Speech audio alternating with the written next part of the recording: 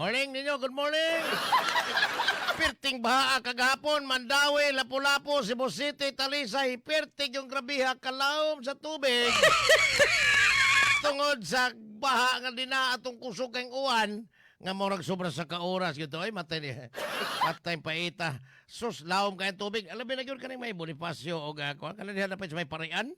Sus hasta mga pari wa kalabang ang dihas parian. Perting lang mas tubig yun tungod sa kusog kang uwan nga di na gyud ka-absorb in town. Ang yuta tungod kay na puro na pud simento. Ang ngilad pag yun kay gi-control ang baha tungod sa flood control. Naminaw las Peter Calderon sa iyang kayabag na nyo. Ikaw ginako kayo ko anda, ikaw nako kay napaldo na. Perting kabihag hapos baha oy. Di matabang ang tubig baha gihanap tong nabubong uwan kuyawan ko susubak ko intaw ay na intaw ibalik tong mga niaging tuig nga kulba kayo kay paskang naghana gyud wa pa koy kasayuran kun do na ba mga landslide nga nahitabo o mga yuta nga nahugno sa kabukiran ay nagbayan Sugbo dito sa Upon samtang pahigayon sa iyang State of the City address si Lapu-Lapu City Mayor Cindy Loper, Cindy King Chan, kuyog ang iyang may bibi ko nga kongresistang si Aho.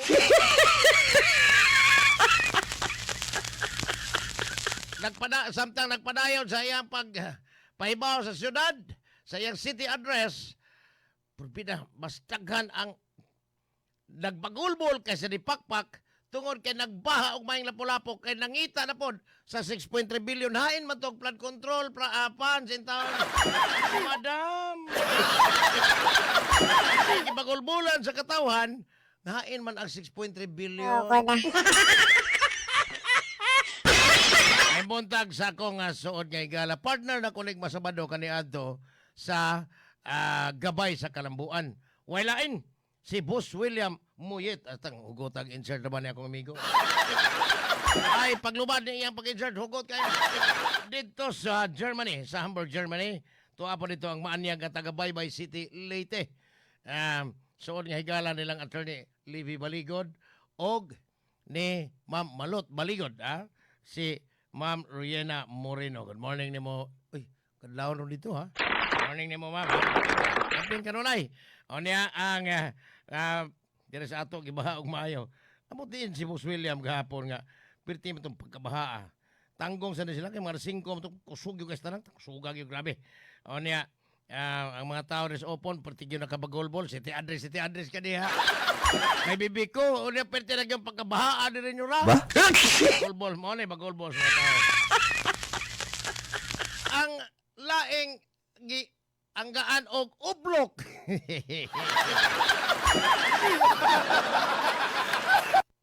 Si Byron Garcia gianggaan naman ng uplok sa mga netizens kagahapon ni adto na gyud sa ombudsman iyang gikiha og Anti-Graft and Corrupt Practices Act or Republic Act 3019 ang tulo ka mga fiskal des Mandawi kay matud palagi katungwagin sa kadawat og supina lang. Mao ba?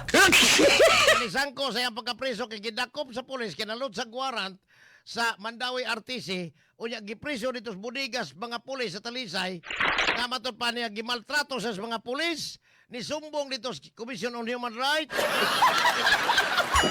Initaas ang iyang blood sugar count. Mao ba? Hinungdan nga tungod daw ni atong mga sapatos ug medyas nga gibutang atong budigang napresuhan niya diin dugay kay siyang gibalhin o niya nitaas ang iyang blood sugar tong kay pahukulo kay itong mga tiil itong mga pulis. May iyang reklamo. Mao ba? Ang iyang gireklamuhan nga perting gamay gibalhin man tinuod sa detention cell sa Talisay pero sus perting gamay ang presuhan nya gisudlag 32 ka mga preso naapil sa ato. Mao ba? Sus paita matot pa. Hinungdan nga iyang pasangil gimaltrato ni bahad nga ikihata mo ang mga piskal kay wa sa kadawat og subpina sa iyang tulog account sa kaso nga gipasakan ni Dr.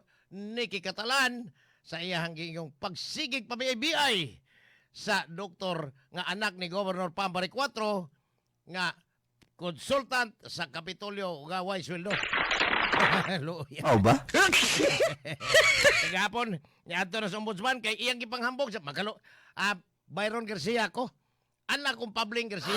Makalupig mong Pabling, makalupig. Ipanghambog ni Byron ang iyang amahan pero siya matod pa niingon ang mga netizen sa may abilidad po nimo imo nganong imo mga amahan panghambog. Nganong imo mga amahan ning panghambog ag ikaw din sa may abilidad nimo. Mo may pangutana matod pa ang uplok wa na gyud kaagwanta gikihan na niya sa ombudsman ang tulo ka mga piskal des Mandawi unya iya pa ni bahad pa nga iyang ipadisbar patangtangan niyang lisensya ang tulo ka mga piskal adto kuno sa Integrated Bar of the Philippines. Atong balik ang hisgot niya na niyo. Okay kay Kadoro. Baita, anak ni Pabling kuno siya makalabaw mong Pabling, surambaw ning gihimo sa piskal. Samtang diapay ang adito sa kauluhan ang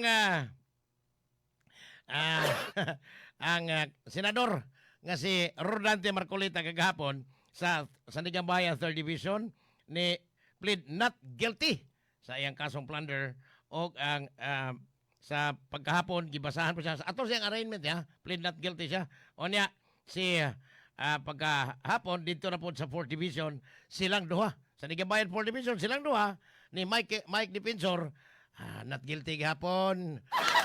Not guilty gapon. Gini, lahi na po ning iyang kaso sa 4th Division sa Bayan ang kalapasan sa Presidential Decree number 46. Mga ni nakanindot kayo. Pero si Senador Erwin Tuplok, panabina. Suga, suga. Mas isog po itong Rapi Tuplok. Si Bakog mo ni. Magagunay itong posisyon sa Malacanang ang bisag asa ni magsuuna matay. Kulba o delikado pa. Ako na. Sa ada tungod kay pagkaibaw ni sa mga reporter to sa kauluhan, particularmente dito Senado nga pati sugang uwan Cebu, nya nag State of the City address si May Bibiko. Baha ko no, nagbagulbo ang mga tao. Gipangutana si Erwin Torpo sa mga sakop sa media dito Senado nga ano sa daig yun Mauricio ang Senate Blue Ribbon Committee ikaw may chairman. Kasi wa man ta magdali kay atong gusto nga madali ning impeachment trial. Pero ipadayon gina inigkahuman sa State of the Nation address ni Bangag. Alias Lunes kay mag-elect ko na magpili ko silang mga membro sa maong komitiba. Yang posibleng mamili silang membro o niya imbestigaron niya ang iyang kaugalingon kay giingong nakadawat ni. Og minalita pod gikan sa SOP natong iyang kauban sa AXIS party list nga si Edvic Yap. Niresign na to, niresign. Yan ang bistigahon, yan kaugalingon. Ano yung pasangil, ha? Ni Erwin Tuplok.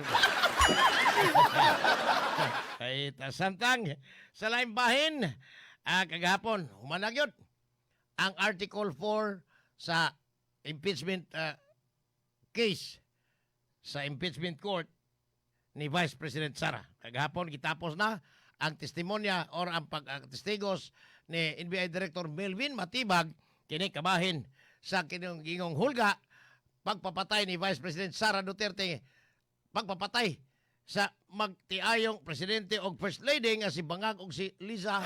Apil na ang numero 1 tambaloso sa nasod si Martin Romualdez. Mao ba? Matod pa ni prosecutor attorney Amado Virgil Ligutan nga matibay si Matibag. Matibay daw si Matibag. Unya sa Miyerkules na ang sunod nga session, sunod nga trial sa impeachment ni Vice President Sara. Article 2 ang isunod din ipatawag ang mga land bank managers nga sila si Violeta Constantino o Ninita Camposano aron pugson pagpatistigos sa impeachment court July 29 matod pa aron mahibaw-an o itugan og pila gyud kwarta sa Vice Presidente nga gibutang diha. Kamong mga naminaw og naay sobra patubahinon. Pero ang naganindot gihapon matod pa ni Attorney Lorna Kapunan, quote of the day. Si Senator Judge Robin Hood Padilla. Ni barog siya. Matod pa ni Robin Padilla, ang ako lang hangyo sa mga sakop sa prosecution nga Patas unta mo dili mo bayas. Kanong nasumok man itaw ni Ruben Padilla anang lugara. Gawa man sa kay bawog unsay papel niya diha ug unsay paagis balaod unsay papel sa prosecution ug sa depensa. Naloko na. Nasuko pang kanahan kay nangatawa ang mga tao diha sa gallery sa diyang giingnan niya nga kamong mga taga-prosecution dapat dili mo one-sided. Hastang paita. Matod pa niya dapat ang prosecution team dili one-sided. Patas mo. Sa diyang ipangutana ang private prosecutor nga si Attorney Lorna Kapunan, unsay imong reaksyon na to? Nga, nasuko man Ruben Padilla kay na-interrupt ko no siya. Naingon ang abogada, nga veteranang abogada nga, quote of the day.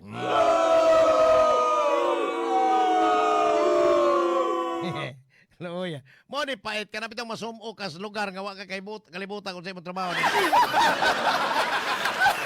Mo na nga, patudloan ko kanis akong suon nga higala akong partner, no? Ang Royal Blood nga si Boss Rico Osmeña.